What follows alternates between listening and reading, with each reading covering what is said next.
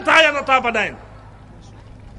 मुंहिंजा साईं सभु माण्हू चवनि था अदा क़ौम पसंद छा कयो आहे?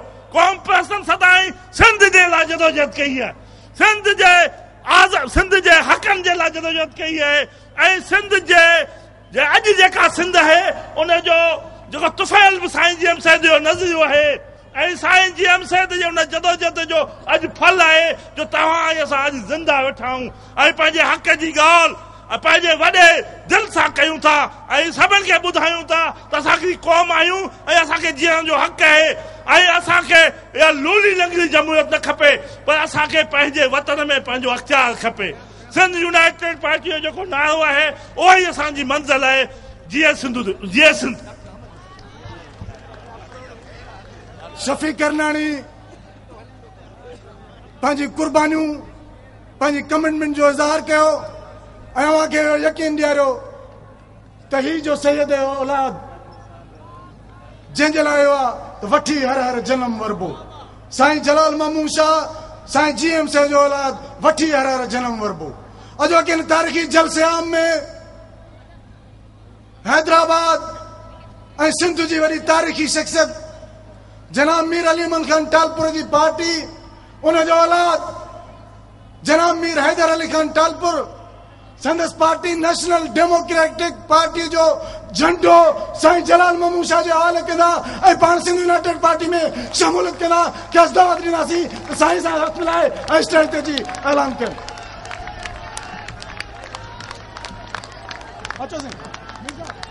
नारनि जा भरपूर नाम सां नारे सैयद नारे सैयद ओ नारे सैयद नारे सैयद आवानन में केर तो गुरजे आवानन में केर तो गुरजे।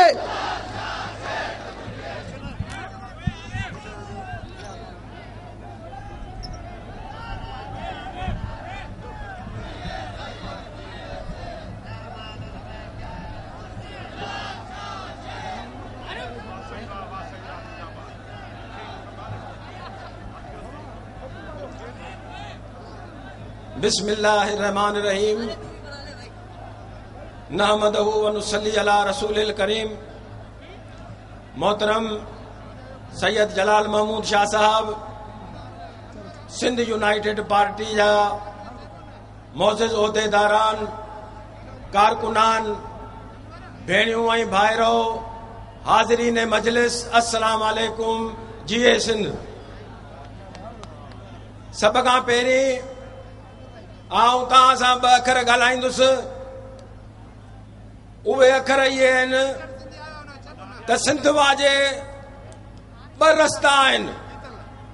हिकिड़ो रस्तो आसास ऐं कामयाबी जी सियासत आहे, ॿियो रस्तो तकलीफ़ुनि ऐं तंहिंखां पोइ कामयाबी जो रस्तो आहे। असीं चाहियूं हा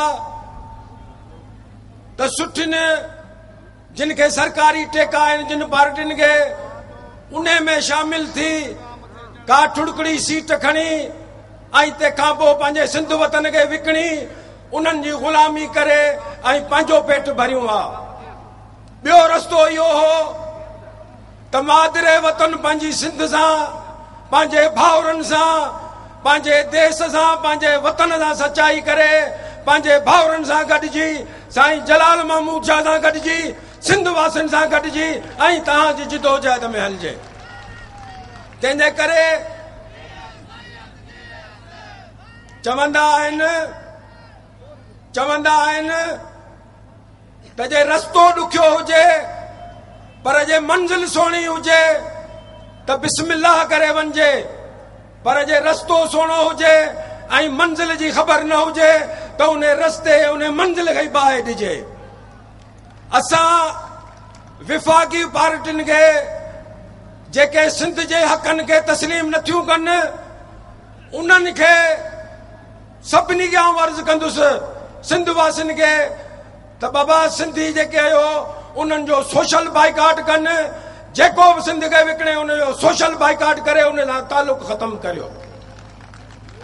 घुमी फिरी ॻाल्हि वरी उते थी अचे त सिंध खे कंहिं न कंहिं आने बहाने सां विकिणी वरी पछाड़ियो सिंधी जो राग गाए असीं उन ते अचूं था। अॼु असां उहा तंज़ीम जेके 1973 में मरहूम मीर अली अहमद खान, मरहूम मीर रसूल भाई खान, साईं शाह मोहम्मद शाह, साईं रसूल बख्श पली जो इन्हनि गॾिजी तंज़ीम ठाही हुई, उन खे सम्झोसीं त बाबा बहितर इहो आहे त जेॾी महिल ज़ालिम सभु गॾु था थियनि त असीं मज़लूम बि सभु गॾु थी ऐं हिक ॿिए जी जिदोजहद करियूं, पंहिंजी सिंध जे हक़नि जे लाइ विढ़ूं। तंहिंजे करे आउं इहो अर्ज़ु कंदुसि त बाबा हिन खां ॾुखियो मरहलो अञा सिंध ते न अचिणो आहे छा?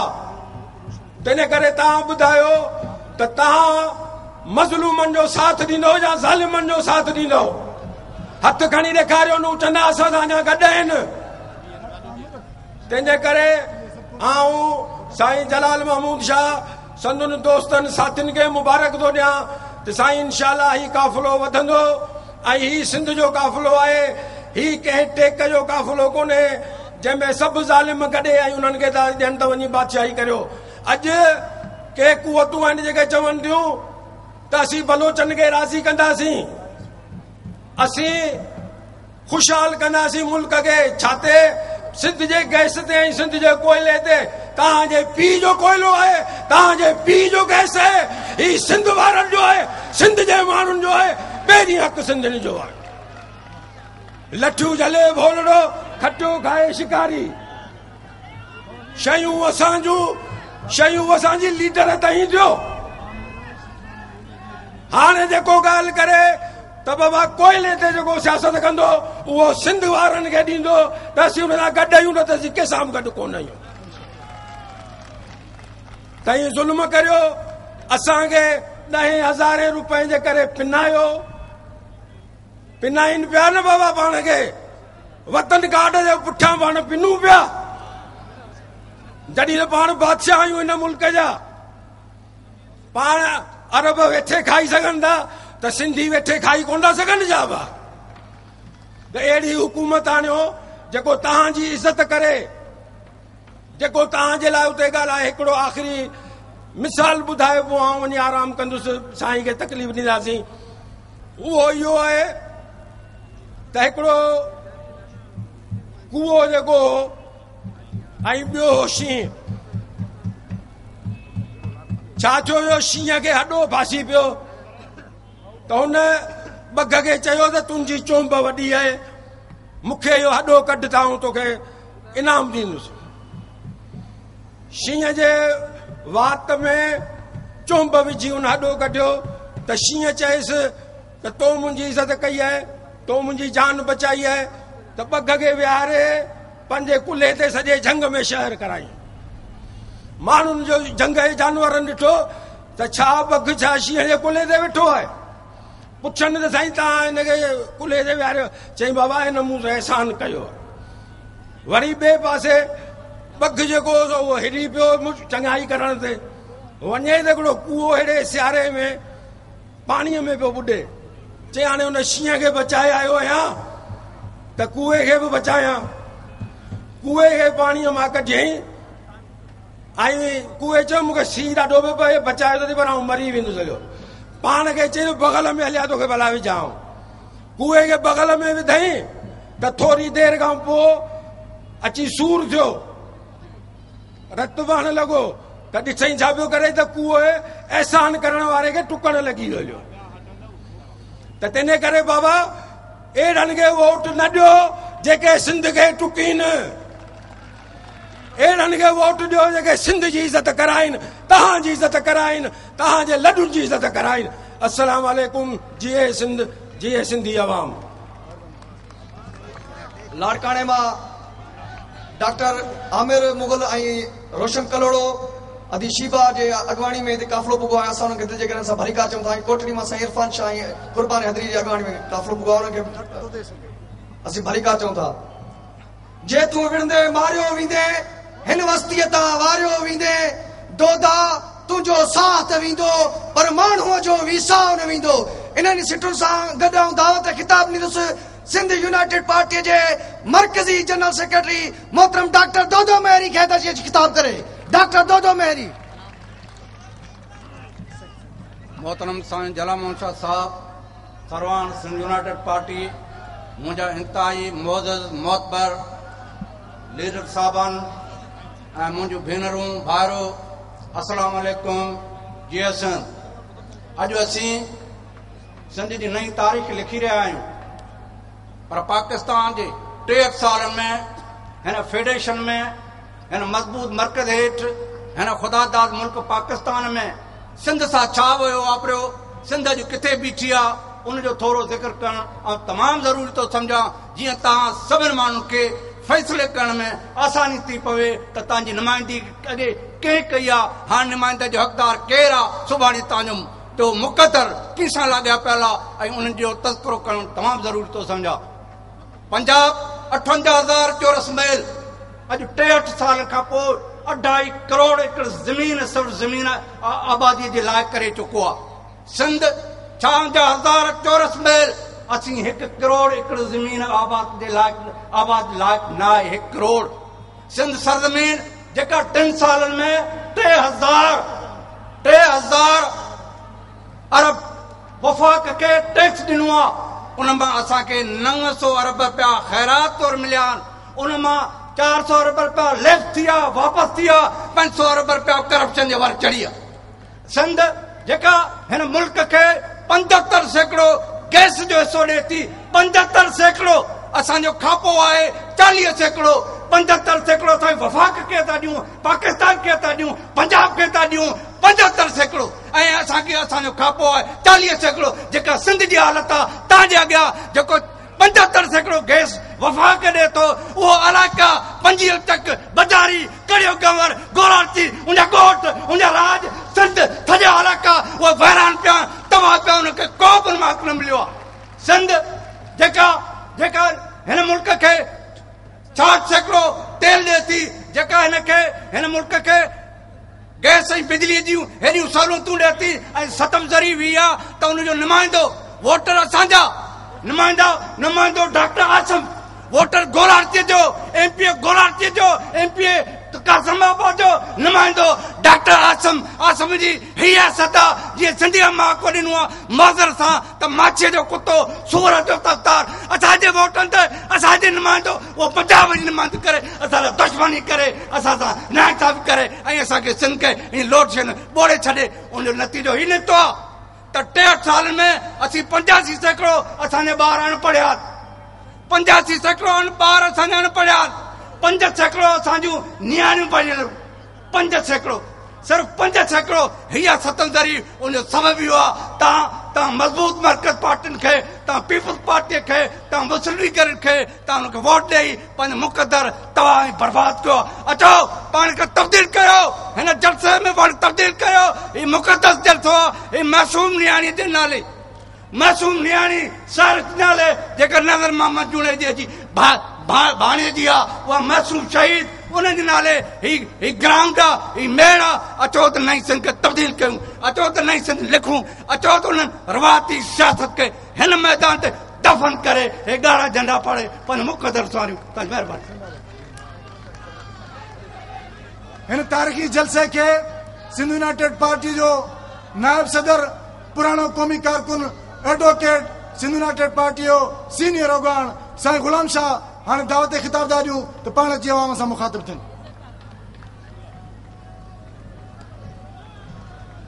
लाइक़ एहतराम साईं जलाल महमूद शाह, स्टेज ते वेठल सिंध यूनाइटेड पार्टी जा अकाबरीन, इंटेलेक्चुअल्स, राइटर, सहाफ़ी, सॼी सिंध मां काहे आयल क़ौमी कारकुन, मुंहिंजूं भेणियूं ऐं भाइरो, जीए सिंध। ऐं सभ खां पहिरीं हिन जलसे जे मुंतज़मीन ऐं सॼी सिंध मां क़ौमी वर्करनि जन हिन तारीख़ी जलसे के कामयाब करण जे लाइ कोशिशूं वरितियूं आहिनि उनखे दिल जी गहराइनि सां मुबारकबाद पेश कयां थो। अॼु जो ही जलसो या सिंध यूनाइटेड पार्टी जो को बि जलसो रिवायती सियासी हंबो चोयूं हणण वारनि वर्करनि जो जलसो न हूंदो आहे। ही हमेशा सिंध दोस्त सैयद दोस्त वर्करनि जो संजीदा जलसो हूंदो आहे। अॼु असीं जिन हालतुनि में बीठा आहियूं ही ख़ितो जिन मुसीबतुनि में आहे, ही मुल्क जेके भोग भोगे रहियो आहे उन जो सबब इहो आहे त जन हिन मुल्क खे ठाहियो उन्हनि जी ॻाल्हि ते अमल न कयो वियो। छाकाणि त ही मुल्क को फितरी मुल्क न आहे। ही क़ौमुनि जे विच में हिकिड़े मुआहिदे जो नालो आहे ऐं असीं सिंधी क़ौम जेका हज़ारे सालनि खां हालार जबल खां वठी राजस्थान जे रेगिस्ताननि में पंहिंजो वजूद मुहज़्ज़ब तरीक़े सां जिंदा रखियो आहे। उन क़ौम मुसलसल जदोजहद खां पोइ 1843 जी ग़ुलामी खां पोइ बम्बई प्रेसिडेंसी में कैद हुजण खां पोइ जॾहिं आज़ादी वरिती त असां सां कमिटमेंट कई वई त ही यूनाइटेड स्टेट्स ऑफ पाकिस्तान हूंदो। हिन में स्टेट्स सावरन ऐं ऑटोनमस हूंदियूं, पर इन जे ठहण सां ई इन जी वादा खिलाफ़ी कई वई। सैयद आज़म साईं जीएम सैयद वाज़े कयो न फ़क़त इन पाकिस्तान जे हुक्मराननि खे बल्कि उन वक़्तु पंहिंजे वेस्टेड इंटरेस्ट के मद्देनज़र रखंदे दुनिया जो साम्राज्य जेको उन वक़्तु उन जी मदद करे रहियो उनखे ललकारे चयो त तव्हीं जेकी ही बाहि हिते ॿारे रहिया आहियो, हिते जेको तव्हीं क़ौमुनि खे ग़ुलाम बणाए रहिया आहियो, ही जेको गैर फितरी सोच इन मुल्क के मदद करे रहिया आहियो, याद रखो न त ही पो मुल्क हली सकदो न ही अवां जी सियासत हली सकदी, बल्कि इन जे करे सूरत हाल इहा पैदा थींदी जो न फ़क़त हिते असीं सड़ंदासूं बल्कि इन जा बाहि जा शोला अवां खे वाशिंगटन ऐं लंडन में नज़र ईंदा। ऐं अॼु वक़्तु साबित कयो आहे त जॾहिं क़ौमुनि खां इनकार कयो वियो आहे, जॾहिं अस्करियत जी कुवत जी बुनियाद ते क़ौमुनि खे कानूनी बणायो वियो आहे, जॾहिं मज़हब खे सियासत में अवलियत ॾिनी वई आहे, जॾहिं पाड़े वारे मुल्क जे मुदाख़लत कई वई आहे, जॾहिं ओड़े पाड़े सां तालुकात ख़राब कया विया आहिनि, त अॼु उन जुनूनियत जी हालत छा आहे? अॼु उन मुल्क जी हालत कहिड़ी अची बीठी आहे? त अहिड़ी हालतुनि में ज़रूरत आहे हिन शइ जी, ज़रूरत आहे रहबर सिंध जहिड़े नज़रिए जी, उन जी तैलीमात जी, त हिन मुल्क में ही जेको भौचाल आयल आहे त उनखे असीं कढी सघूं। अॼु पाकिस्तान जी इहा सूरत हाल आहे त मां गुज़रियल महीने चाइना वियुसि, उतां जी कम्युनिस्ट पार्टी सां कुछ दोस्तन जी ॻाल्हि थी ऐं रिवायती तरह सां त बाबा पाक चाइना दोस्ती जिंदाबाद, असीं तारीख़ी तरह सां हिक ॿिए जा दोस्त आहियूं। उन्हनि चयो बाबा इहे ॻाल्हियूं न हलंदियूं। हर वक़्तु सॼी दुनिया खे तव्हीं बेवकूफ़ नथा बणाए सघो। कुछ वक़्त जे लाइ कुछ माण्हुनि खे बेवकूफ़ बणाए सघिबो आहे। अॼु अव्हां जी इहा सूरत हाल आहे त अवी दुनिया खां अलॻि थिया बीठा आहियो। असीं अव्हां खे दोस्तानो मशवरो ॾींदासूं त ही मज़हबी जनूनियत हुन जी मदद छॾे ॾियो, ओड़े पाड़े सां तालुकात सुठा कयो। अव्हां वटि को इदारो कोन्हे, अव्हां वटि सिहत सही कोन्हे, अव्हां वटि का तालीम कोन्हे, अव्हां वटि क़ौमी मसइलो हेॾो सॼो उभरियो बीठो आहे। पाकिस्तान में रहंदड़ क़ौमुनि वटि क़ौमी ग़ुलामी सम्झी उन जे ख़िलाफ़ जदोजहद पिया कनि। अहिड़ी सूरत हाल में जॾहिं हेॾो सॼो मुल्क में भौचाल आयल आहे त उन खां पोइ बि अवी मुड़ो कोन था, ठाहे तव्हां सुई कोन था सघो। ऐं असीं एटम बम ठाहे वेठा आहियूं, कश्मीर बनेगा पाकिस्तान, हिंदुस्तान के लाल किले पे झंडा चलेगा। ये न हलंदो। अॼु असीं सुपर पावर आहियूं। असांजी जंग थी चुकी आहे 62 में, अञा ताईं माण्हू असां वटि ज़िंदा आहिनि जंहिंजो पीउ, कंहिंजो ॾाॾो, कंहिंजो नानो मोह पियो आहे। ऐं उन खां सवाइ हिंदुस्तान असांखे तिब्बत में तंग पियो करे दलाई लामा खे विहारियो वेठो आहे। तंहिं हूंदे बि असीं अॼु डिसाइड कयो आहे त असीं दुनिया सां गॾु बीहंदासूं ऐं दुनिया जी ख़्वाहिश आहे त मार्केट इकोनॉमी जी स्टेबिलिटी खपे ऐं दुनिया सां बहितर तालुकात हुजनि ऐं जंगी जनूनियत ख़तमु थियणु खपे। ऐं उन हवाले सां अॼु असांजो इंडिया सां बहितर तालुकात आहे। बल्कि असीं कम्युनिस्ट हूंदे अॼु दुनिया सॼी सां असीं वापार पिया कयूं। अॼु असांजो अमेरिका सां वापार आहे। अॼु सॼी दुनिया जी मल्टी नेशन्स जी हेडक्वार्टर जेको आहे उहो बीजिंग में आहे। ऐं अञा ताईं पिया जनूनियत फैलायो, कॾहिं तालिबान जी मदद त कॾहिं टेररिस्ट जी कहिड़ी शिकिल जी मदद, ईअं न करणु खपे। ऐं इहा ॻाल्हि असांजो रहबर साईं GM सैद पाकिस्तान ठहण खां वठी उहो 52 वारी वियाना जी तकरीर जंहिंखां आमी सभु वर्कर वाक़ुफ़ आहियो त सॼी दुनिया खे ॿुधायो त ही मज़हबी जनूनियत ख़तमु कयो। पाकिस्तान को इंतज़ामी मसइलो न आहे। पाकिस्तान में वॾो मसइलो क़ौमी मसइलो आहे।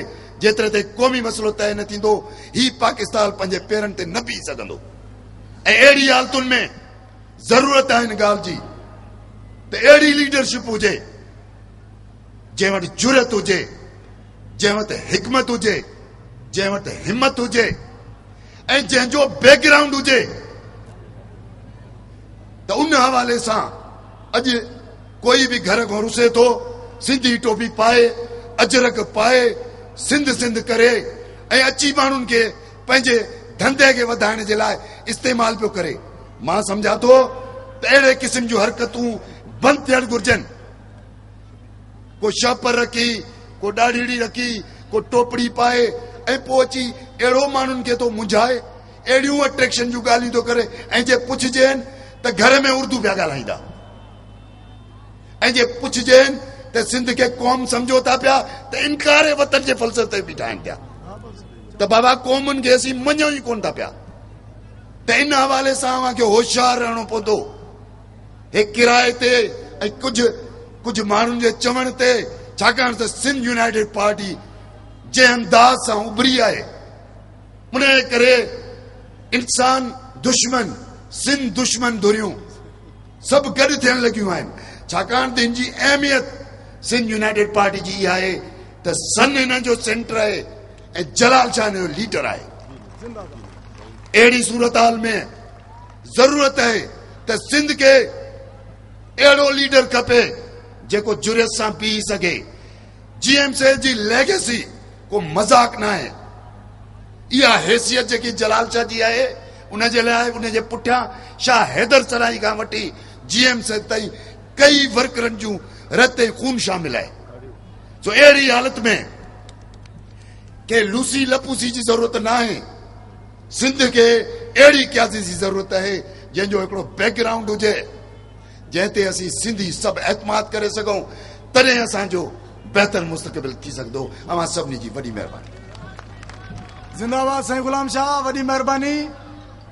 हाणे आउं सिंध यूनाइटेड पार्टी जे सीनियर नायब सदर, पुराणे क़ौम परस्त अॻुवाण, सॼी ज़िंदगी जिदोजहद में ईमान रखंदड़ क़ौमी अॻुवाण साईं सैयद शाह मोहम्मद शाह खे गुज़ारिश थो कयां त हिन तारीख़ी जलसे हम सां मुखातिब थियनि।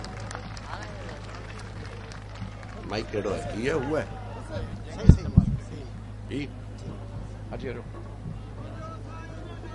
बाबा हाणे ख़ामोश। बिस्मिल्लाहिर्रहमानिर्रहीम। मोहतरम सैयद जलाल महमूद शाह, सदर सिंध यूनाइटेड पार्टी, स्टेज ते वेठल सिंध यूनाइटेड पार्टी जा रहनुमा, सभई दोस्तो, हेठि वेठल भेनरूं ऐं भाइरो, प्रेस जा दोस्तो, अस्सलाम वालेकुम। जीए सिंध। अॼु ही मजमो लखा माण्हुनि जो मजमो, उन जी मुबारकबाद थो ॾियां सिंध यूनाइटेड पार्टीअ जे हैदराबाद डिवीज़न जे हैदराबाद डिस्ट्रिक्ट जे मुंतज़मीन ते ऐं उन कमेटीअ ते जंहिं इंतज़ाम कयो आहे उन्हनि खे मुबारकबाद थो ॾियां। ऐं मुबारकबाद थो ॾियां जलाल महमूद शाह खे। त जलाल महमूद शाह, तोखे मुबारक आहे। सिंध तोसां आहे, तूं सिंध सां आई, हाणे तो ते आहे त तूं वीर कारवान थी किथे थो पहुचाए। ऐं आऊं अॼु जे साईं जलाल खां चश्मो अची बाबा हिकिड़ो मिनट। अॼु जे हिन मजमुए में छाकाणि त असां वटि असां नारो ॾिनो हो त ही जलसो करप्शन, महंगाई, बुख, बेरोज़गारी, अक़रबा परवरीअ जे ख़िलाफ़। इन ते त गुफ़्तगू न थी आहे। अबाउ लाउड बंदि करे गाॾियुनि जा। ऐं तव्हां खां पुछां थो त हीअ करप्शन, पाकिस्तान जे अंदरि करप्शन पाकिस्तान जे 60 सालनि खां आहे, पर जेका अॼु जी करप्शन आहे, अब गाॾियुनि में लाउड त बंदि करायो या ॻाल्हायां वेही रहां।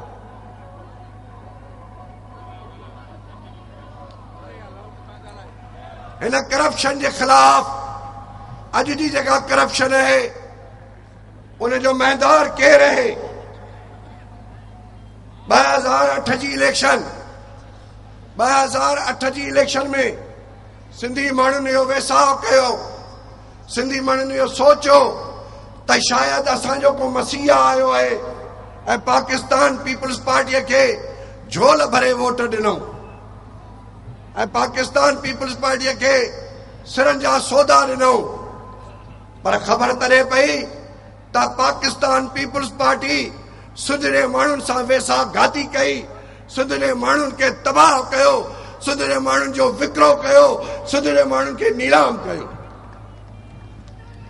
तव्हां वोट ॾिनो हो छा इन लाइ त तव्हां ऐं तव्हां मजमे खां थो पुछां, छा सुधरे माण्हुनि लाइ इन लाइ पीपल्स पार्टीअ खे वोट ॾिनो हो त हू वञी MQM सां ठाह करे? ऐं मानो मजमू चयो हा इहे हो। छा चयो माण्हुनि त MQM सां ठाह नामंज़ूर। पोइ आसिफ ज़रदारीअ छा कयो? आसिफ ज़रदारी पंहिंजी टोपी, सिंध जी टोपी 90 जे पेरनि ते रखी। इन खां वरी बि गद्दारी थी नथी सघे। छा सुधरे माण्हुनि, छा ऐं तव्हां सां ॻाल्हाइण थो घुरां, मूं वटि स्पीच जो असली मवाद हिते आहे। छा सुधरे माण्हुनि इन लाइ वोट ॾिनो हो त बेनज़ीर भुट्टो पंहिंजे शहादत खां अॻे ख़त लिखियो हो त जेकॾहिं आउं क़तल थी वञा त मुंहिंजे क़तल में परवेज़ इलाही हूंदो। अबा इहे चयो हो कोन चयो? ओ रोडरनि खां पुछां, अबा इहे चयो बेनज़ीर ख़त लिखियो? पोइ आसिफ ज़रदारी अॼु ऐवान सदर में पंहिंजे घरवारीअ जे कातल खां गॾु वेहारे वेठो आहे, इन खां वधीक ॿी पीपुल्स पार्टी या सिंध जे माण्हुनि सां गद्दारी थी सघे थी?